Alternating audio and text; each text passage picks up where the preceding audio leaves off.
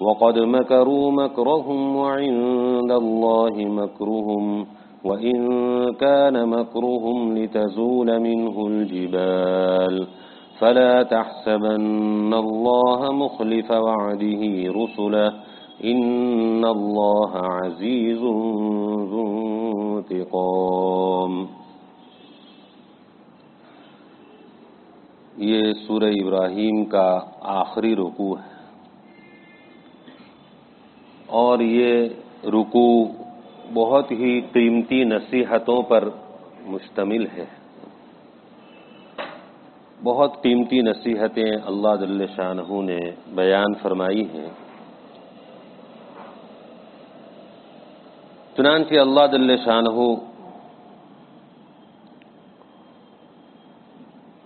شروع کی پہلی آیت میں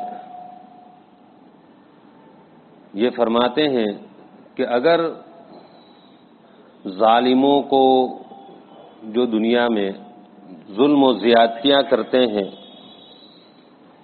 ایسے ہی مجرم لوگ جو جرائم کا ارتکاب کرتے ہیں، ایسے ہی نافرمان لوگ، تو ظالموں کو اور مجرموں کو اور نافرمانوں کو سزا میں دیر لگ رہی ہے۔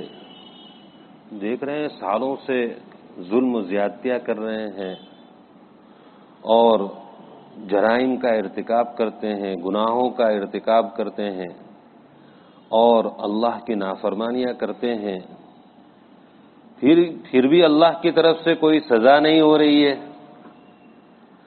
تو اللہ تعالیٰ فرماتے ہیں کہ اگر ظالموں کو، مجرموں کو، نافرمانوں کو سزا میں دیر لگ رہی ہے تو یوں مت سمجھنا کہ اللہ تعالیٰ کو ان کے کرتوتوں کی کوئی خبر نہیں ہے اور اللہ تعالیٰ کو ان کے کاموں کی کوئی خبر نہیں ہے، اس لیے ایسا ہو رہا ہے کہ ان کو سزا نہیں مل رہی ہے۔ بات ایسی نہیں ہے۔ اللہ تعالیٰ فرماتے ہیں اللہ تعالیٰ کے علم میں سب کچھ ہے۔ ظالموں، مجرموں اور نافرمانوں کا چھوٹا بڑا کام سب اللہ تعالیٰ کے علم میں ہے۔ کوئی چیز اللہ سے چھپی ہوئی نہیں ہے، پوشیدہ نہیں ہے۔ اللہ تعالیٰ جو سزا نہیں دیتے اس کی وجہ یہ ہے کہ اللہ کی عادت یہ رہی ہے، اللہ کی سنت، طریقہ یہ رہا ہے کہ اللہ تعالیٰ مجرموں کو اور ظالموں کو مہلت دیتے ہیں، اور تھوڑی بہت نہیں، طویل طویل مفسرین فرماتے ہیں لمبی لمبی مہلت اللہ تعالیٰ کی طرف سے دی جاتی ہے۔ اور یہ مہلت اس وجہ سے ہوتی ہے کہ شاید اب باز آ جائیں، اب توبہ کر لیں، لیکن بالآخر وہ اپنے کرتوتوں پر اور اپنی نافرمانیوں پر اور ظلم پر قائم رہتے ہیں، تو بالآخر یا تو دنیا میں اللہ کی اخیر میں پکڑ آ جاتی ہے، ورنہ کل قیامت کے دن ایسے لوگوں کا حال بہت برا ہوگا، اور اس وقت ان کو کیے کی سزا اللہ تعالیٰ فرماتے ہیں کہ ضرور ملے گی۔ اس لیے کوئی یہ نہ سمجھے اگر ان کو سزا نہیں مل رہی تو کوئی یوں نہ سمجھے کہ اللہ تعالیٰ کو کچھ پتہ نہیں۔ وَلَا تَحْسَبَنَّ اللَّهَ غَافِلًا، ہرگز اے مخاطب یوں مت سمجھنا کہ اللہ تعالیٰ بے خبر ہے ان کاموں سے جو ظالم لوگ کرتے ہیں، ہرگز ایسا مت سمجھنا۔ یہ تو مہلت ہے، اور مہلت کیوں دی جا رہی ہے، کب تک کے لیے دی جا رہی ہے؟ انما یؤخرہم لیوم تشخص فیہ الابصار، اللہ تعالیٰ ان کو مہلت دے رہے ہیں اس دن تک جس دن میں آنکھیں پھٹی کی پھٹی رہ جائیں گی۔ قیامت کے دن ان کو ان کے کیے کی سزا ملے گی، اور قیامت کے دن کا نقشہ اللہ تعالیٰ نے کھینچا کہ وہ دن اتنا ہولناک اور سخت ہوگا کہ انسان جس طریقے سے کوئی حیران کن منظر سامنے آتا ہے تو آدمی کی آنکھیں کھلی رہ جاتی ہیں اور حیرانگی کے عالم میں ایک دم دیکھتا ہے، تو وہ ایسا ہولناک اور سخت دن ہوگا کہ اللہ تعالیٰ فرماتے تشخص فیہ الابصار، اس دن میں آنکھیں پھٹی رہ جائیں گی، کھلی کے کھلی رہ جائیں گی، آدمی حیران ہو جائے گا کہ یہ کیا ہو گیا۔ اتنا سخت ہولناک دن ہوگا کہ کوئی کسی کے کام نہیں آئے گا۔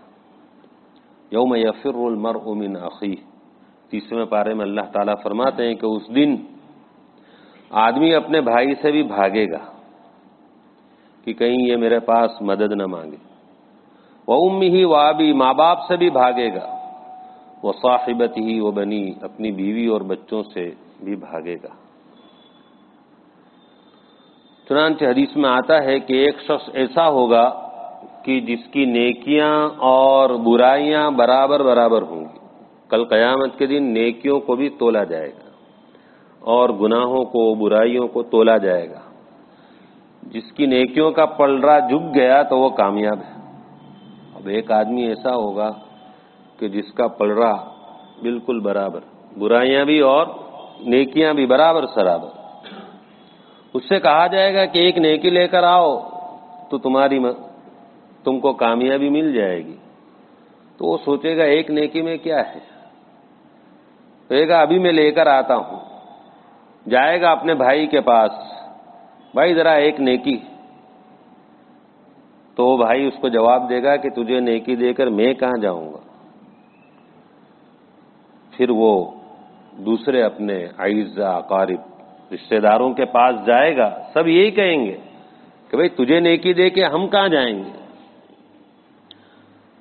یہاں تک کہ وہ اپنی والدہ کے پاس آئے گا اور کہے گا اتعرفنی، امی مجھے پہچانتی ہو میں کون؟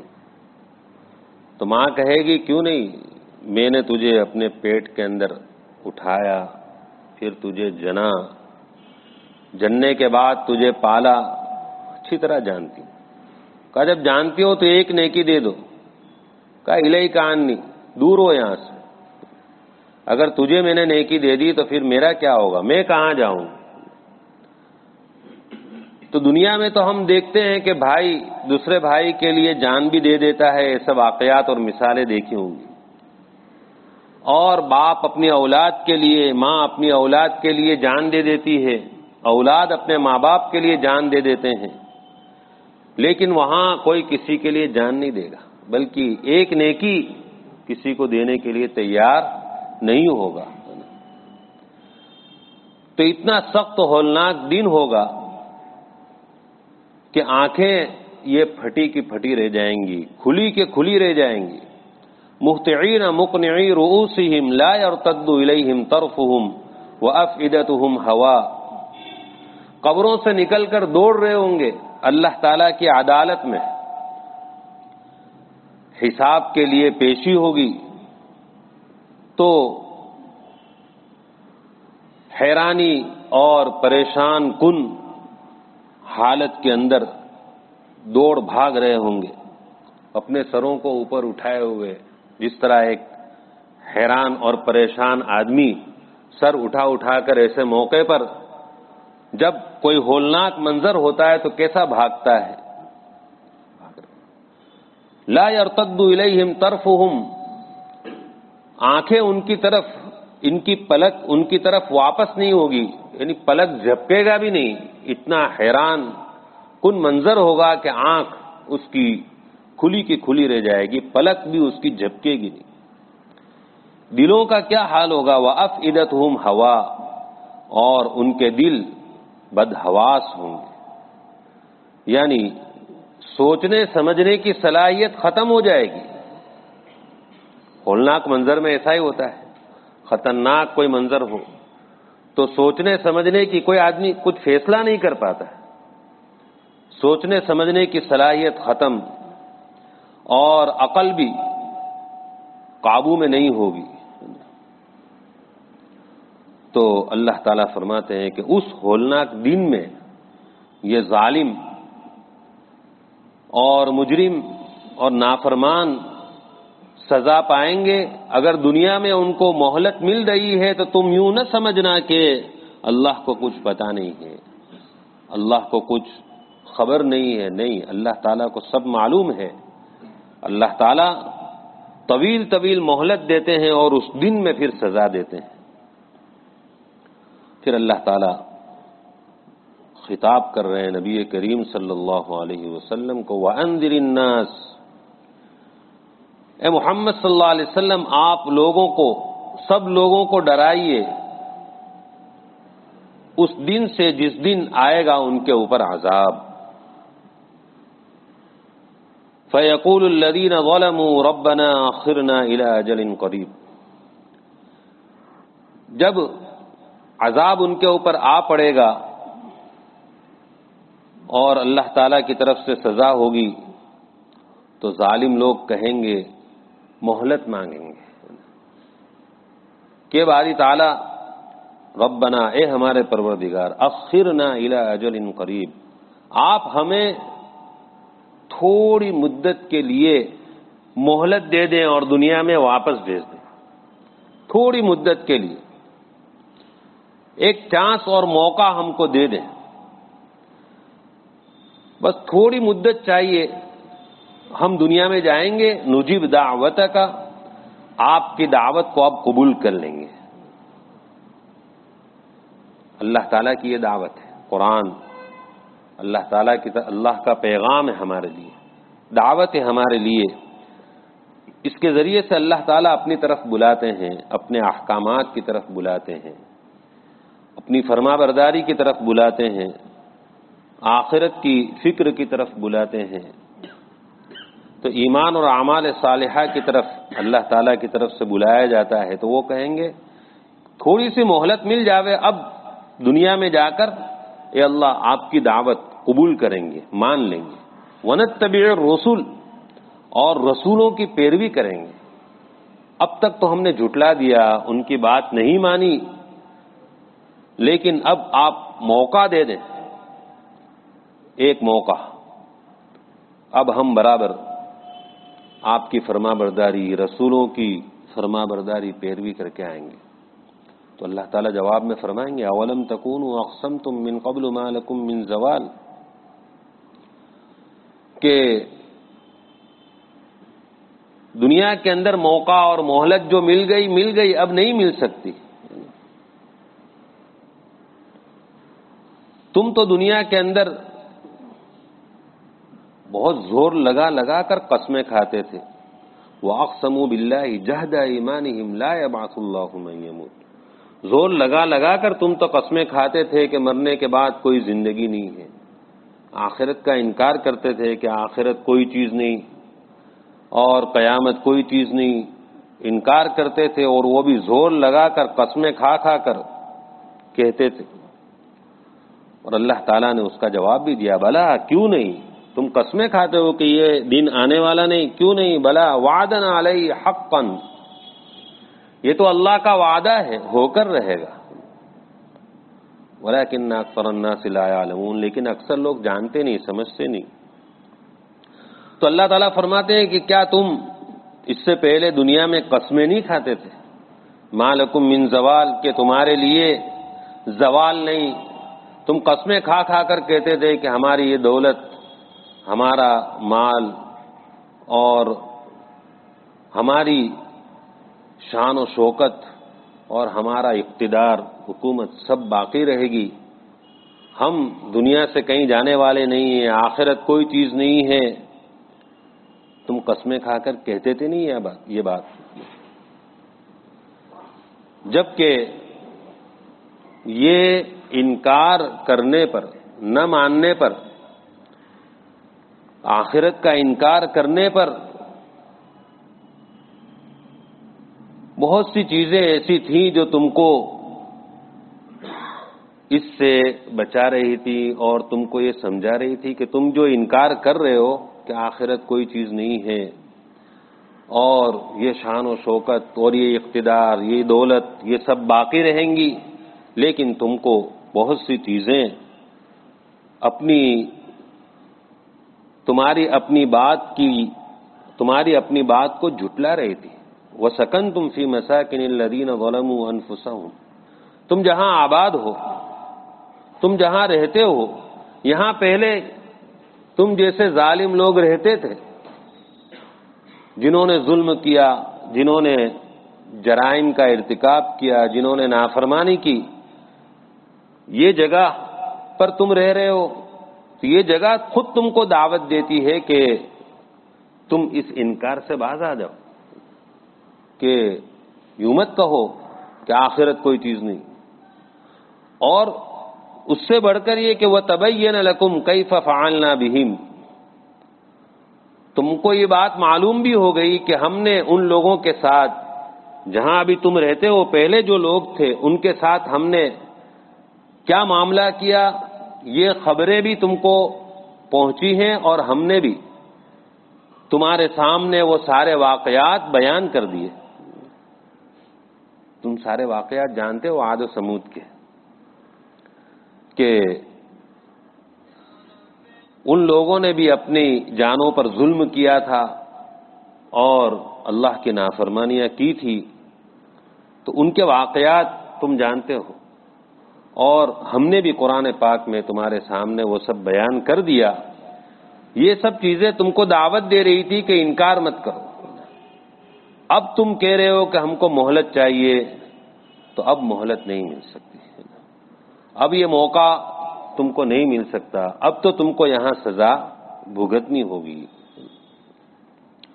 وَقَدْ مَكَرُوا مَكْرَهُمْ وَعِندَ اللَّهِ مَكْرُهُمْ وَإِنْ كَانَ مَكْرُهُمْ لِتَزُولَ مِنْهُ الْجِبَالُ.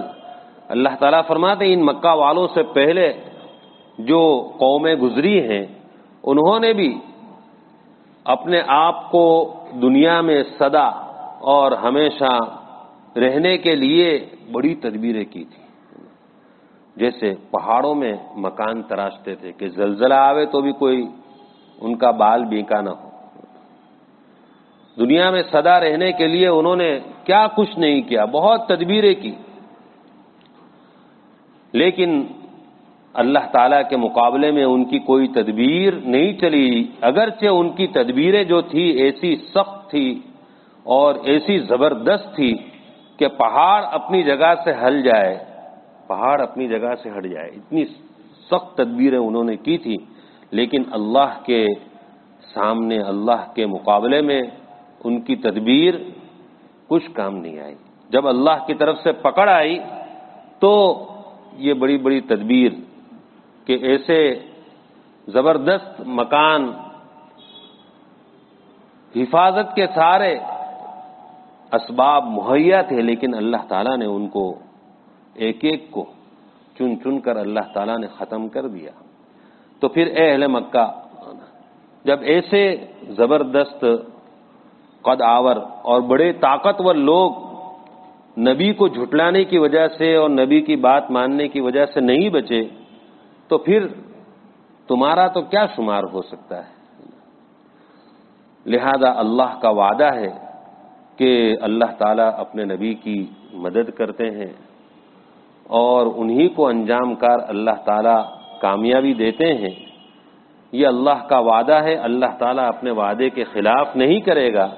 ابھی چاہے ظاہر میں یہ نظر آتا ہے کہ مسلمان کمزور ہیں اور ظالم ان کے اوپر ظلم ڈھا رہے ہیں، لیکن اللہ کا وعدہ ہے کہ آخر کار، انجام کار اللہ تعالیٰ رسول کو اور رسول کے ماننے والوں کو ہی کامیاب کرے گا، کیونکہ اللہ تعالیٰ زبردست ہیں، انتقام لینے والے ہیں. فلا تحسبن اللہ مخلف وعدہ رسولا. آپ ہرگز اللہ تعالیٰ کو یہ نہ سمجھے کہ اللہ تعالیٰ اپنے رسولوں سے اس نے جو وعدہ کیا ہے اس کے خلاف کرے گا. یہ کبھی نہیں ہو سکتا، کیونکہ اللہ تعالیٰ زبردست ہے اور انتقام اور بدلہ لینے والا ہے. لہذا انجام کار اللہ تعالیٰ ضرور رسول کو اور رسول کے ماننے والوں کو کامیاب کریں گے، ان کو سر بلند کریں گے. اور جو لوگ جھٹلانے والے ہیں، نہیں ماننے والے ہیں، اللہ تعالیٰ ان کو دنیا اور آخرت دونوں جگہ ذلیل اور رسوا کریں گے. اور ایسا ہی ہوا کہ انجام کر اللہ تعالیٰ نے نبی کریم صلی اللہ علیہ وسلم کو کیسا غلبہ عطا فرمایا اور کیسی کامیابی عطا فرمائی. فتح مکہ جہاں سے آپ کو نکالا گیا تھا اللہ تعالیٰ نے اس کو فتح کروایا، اور آپ نے بڑے بڑے ظالموں کو جنہوں نے سخت سخت مسلمانوں پر مظالم ڈھائے تھے سب کو نبی کریم صلی اللہ علیہ وسلم نے معاف کیا اور عام معافی کا اعلان کیا تھا. تو خلاصہ یہ ہوا کہ اللہ تعالیٰ ایسا نہیں ہے کہ اللہ کو ظالموں کے کام اور ان کے کرتوت خبر نہیں، یہ اللہ کی طرف سے ڈھیل ہوتی ہے اور کبھی دنیا میں پکڑ آ جاتی ہے ورنہ آخرت کے اندر تو ضرور ان کی پکڑ ہوگی. اللہ تعالی ہم سب کو ایمان اور عمل صالح کا اہتمام نصیب فرمائے اور قیامت کی ہولناکیوں سے اللہ تعالی ہم سب کی حفاظت فرمائے. سبحانك اللهم وبحمدك وتبارك اسمك وتعالى جدك ولا إله غيرك لا إله إلا أنت سبحانك إني كنت من الظالمين وإلهكم إله واحد لا إله إلا هو الرحمن الرحيم. اللهم صل على محمد عبدك ورسولك وصل على المؤمنين والمؤمنات والمسلمين والمسلمات.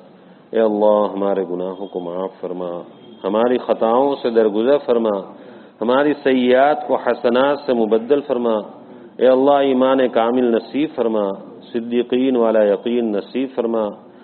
نبی کریم صلی اللہ علیہ وسلم کے طریقوں اور سنتوں کو زندگی کے ہر شعبے میں جاری کرنے اور اپنانے کی توفیق عطا فرما. اے اللہ اتباع سنت پر زندہ رکھ اور اتباع سنت پر موت عطا فرما. اے اللہ دوام ذکر اور دوام طاعت کی توفیق عطا فرما. اے اللہ دنیا اور آخرت کی بلائیاں نصیب فرما، دنیا اور آخرت کی ذلت اور رسوائی سے پوری پوری حفاظت فرما. قرآنی احکامات پر عمل کرنے کی ہم سب کو توفیق نصیب فرما. آخرت میں کام آنے والے زیادہ سے زیادہ اعمال کرنے کی ہم سب کو توفیق عطا فرما. ہر چھوٹے بڑے گناہ کی نفرت ہمارے دلوں کے اندر پیدا فرما. اے اللہ پریشان حالوں کی پریشانیوں کو دور فرما، مصیبت زدوں کی مصیبتوں کو دور فرما، حاجت مندوں کی حاجتوں کو پورا فرما. نبی کریم صلی اللہ علیہ وسلم نے جتنی خیر و بلائی تجھ سے مانگی ہم کو اور پوری امت کو عطا فرما. جن شرور اور برائیوں سے پناہ چاہی ان سے ہماری اور پوری امت کی حفاظت فرما. ربنا تقبل منا انك انت السميع العليم وتب علينا انك انت التواب الرحيم وصلى الله على النبي الكريم برحمتك.